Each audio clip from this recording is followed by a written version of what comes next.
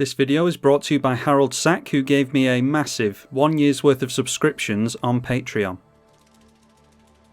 Ulalek versus Etali, Kambal and Sir Gwyn. Mana's always going to be a little bit weird in this deck. We want lands with colourless symbols on them, but we've got some fast mana there. We can always evoke Muldrifter. We can cycle blue mana through this if we need to, yes, so we'll try and keep this. A turn 1 gamble from Etali, and discarded at random to the gamble a Rogue's Passage. Alright, more mana in an Ancient Tomb, so don't need too many coloured pips in this deck, thankfully. So I think we're safe to go for the turn 1 Sol Ring now. Suppose we could have waited and still gone for the evoke on Muldrifter next turn.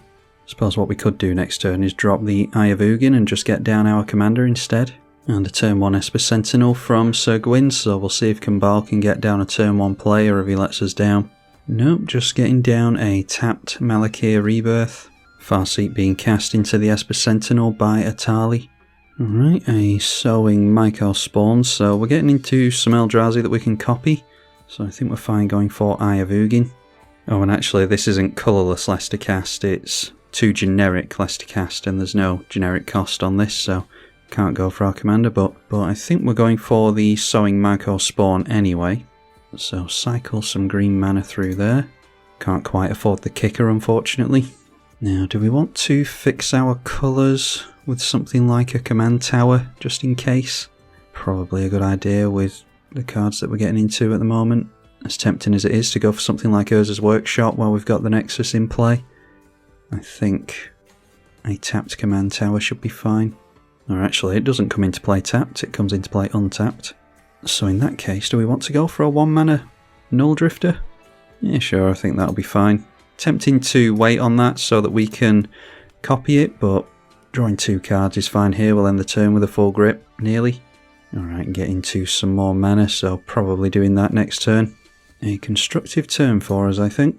And a D-Spark onto our Sowing Myco Spawn. I mean, once we've cast it, I'm not particularly bothered, to be honest, so waste of a D-Spark as far as I'm concerned. Means it's not going onto our commander at least.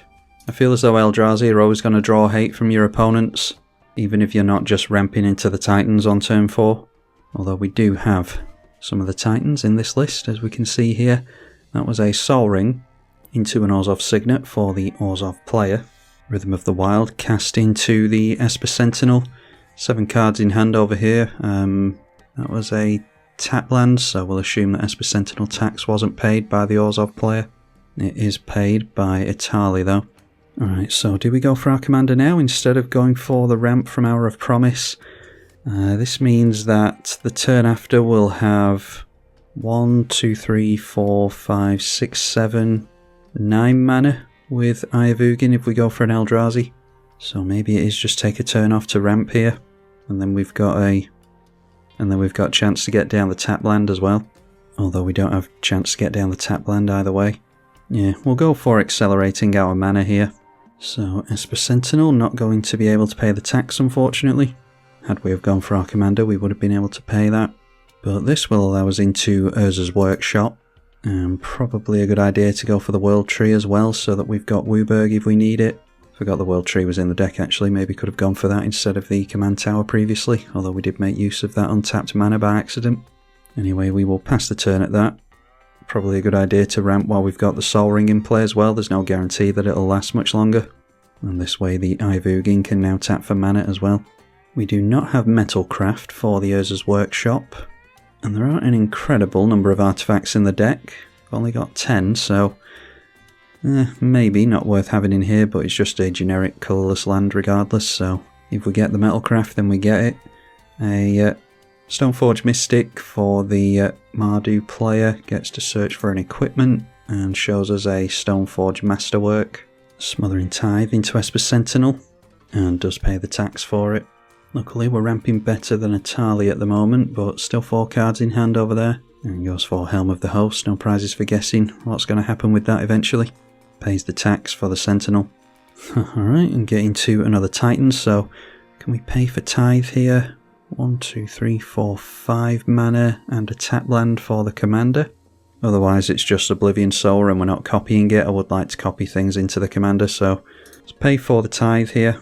And this gives us a chance to get down the tap lands, so just have to hope that our commander survives the next turn cycle. May well be able to get down a couple of copies of Ulalek next turn. Obviously we can only keep one with the legendary rule, but we'll be able to exile a good few permanents.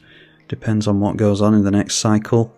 But getting rid of a Smothering Tithe and Rhythm and Esper Sentinel, these are good cards to target. And unfortunately it looks as though Seguin is going to time out on us. Just sitting here with Smothering Tithe on the stack. Yep, so not sure if that was an early scoop or connection issues or what, but the Mardu player bounces, Smothering Tithe, makes a treasure token. Probably wouldn't have paid for it anyway. So down comes Kambal, 5 cards in hand and still plenty of mana to mess around with Ulalek. Might see another D-Spark here. There is a Crib Swap, so exiling that, replacing it with an Eldrazi at least. And this is the problem with this commander, it kinda needs to be played and then sit there for a turn cycle. Either hold up protection for it or have the surplus mana ramp like crazy in the early game so that you can afford this and an Eldrazi and a copy all in one turn. Which is a bit too much to ask most of the time, I imagine. Maybe we could just go for Ulamog without a copy, get rid of that Smothering Tithe and give them something else to point their removal at. And now every time a treasure token is made, Kambal's gonna drain us for one. A Hellkite Corsair. You may put your commander onto the battlefield. So, yeah, I think we are going to have to go for Ulamog because the haste from the Rhythm of the Wild is going to be relevant. Plus counter on the Atali because it already had haste from the Corsair. So they get a Temur Ascendancy, which is a good one for them. A Matzalantli, the Great Door. That can add a bunch of mana for each permanent in your graveyard. They've got an okay number of permanents already, just from lands. Oh, and they got themselves a Return of the Wild Speaker as well to refill the hand. Excellent. So, Smothering Tithe is going to continue to do stuff. So do we just have to try our luck having our commander out for a turn cycle again so that we can exile even more stuff with Ulamog? Because we've got Temur Ascendancy to deal with now as well. Not much point in just taking out one haste enabler. Getting drained each time a treasure comes out. It's the copy of a token ability that only triggers once, I think. Yeah. So each of us going down to 30. Our opponent ends up at 50 life. The problem is the Helm of the Host onto the Hellkite is going to be really good as well. Copy of it enters and brings a tally back for free. It all depends on if Kambal decided to hold up any removal at all. I suppose we'll see. Because surely you won't let a tally swing in if you do have some removal in hand. Flyer goes into the left and yep, we get the Trample Atali. So might as well just let it through here.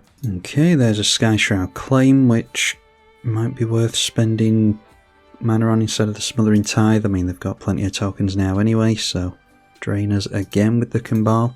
It's noteworthy that any tokens that we get into play, the Kambal is going to steal as well, so might have been worth him leaving our Ulalek in play, just to try and get some free Eldrazi, but obviously that's a risky play. So throw down the only land we've got, play the Sky Shroud Claim, and we might as well just get down some tap lands here, so that we don't draw into them. And we'll try to show Kambal all that spot removal he's holding up is better spent on the Atali. Although he might have been hasty with that Crib Swap. I think he did it at sorcery speed on his own turn, didn't he? So Ulalek down again, and we'll see if we survive through our next turn. Noteworthy that Food Chain has been discarded over here, so it's not a non-spiky Atali list. As long as we get to copy a couple of Eldrazi, I'm not particularly bothered how the game goes. I want to show what the deck can do at least a little bit.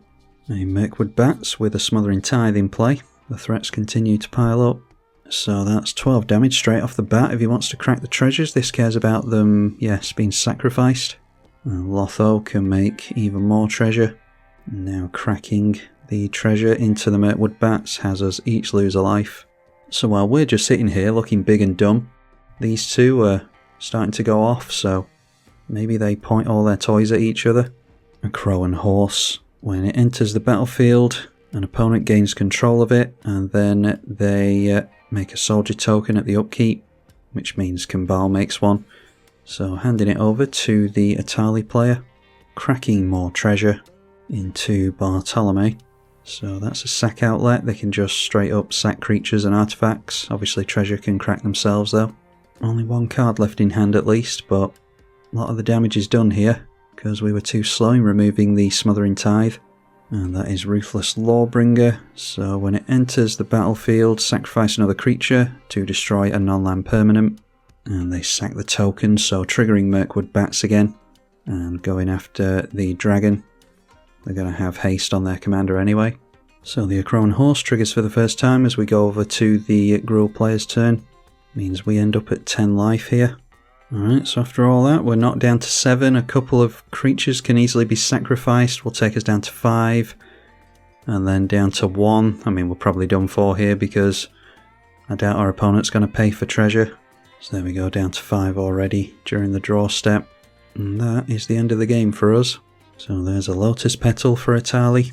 See if he can do anything after his arguably greedy play with the Return of the Wild Speaker. Did refill his hand of course, but pretty much handed this portion of the game over to Kambal. Not over yet though, he might be able to do something. Just playing Atali, Primal Conqueror, he's not likely to get into anything relevant. That is the second spell, so another treasure token, which means another drain for 2 from the 2 creatures. And then deciding to sacrifice a soldier with Bartolome, so looking to get rid of us here, so that Atali can't get anything great from us. I mean, they're not likely to get Titans anyway. Would have been a good game if we could have had another turn or 2 maybe. Like I said before, not particularly interested in winning, but would like to do the cool thing once or twice. So Atali enters, they get a card draw from the team at Ascendancy, and going to exile the top cards. Exiling Birds of Paradise, Taser, Opulent Oligarch, and up the Beanstalk from us, so getting into all of our cantrip effects. So now it looks as though we're being taken out of the game on the stack here. Bartolome sacrificing that last treasure, or the last soldier, sacrifices the Ruthless Lawbringer for another plus counter, and then realising he has to crack a treasure to get rid of us. It's tokens that he cares about here. So there we go, and we take our cards with us, so there'll be less enchantment shenanigans from the Atali player. Noteworthy brought it in with a plus counter, as opposed to haste. He must have known that the Team Ascendancy was going to go down, because that's what was giving him haste at that point, and then just decides to scoop. Yeah, so a little bit of king making there from Atali, unfortunately. That was a greedy play into a Smothering Tithe. But he had hardly any cards in hand. Would have been nice to get another turn or 2, and I think we would have done without that play, but them's the breaks. We got to see some cool token shenanigans from the Kambal player, and I do like a good Orzhov token build. Hopefully you've already seen a good Ulalek game by now. I'm tribalkai. Thank you for watching.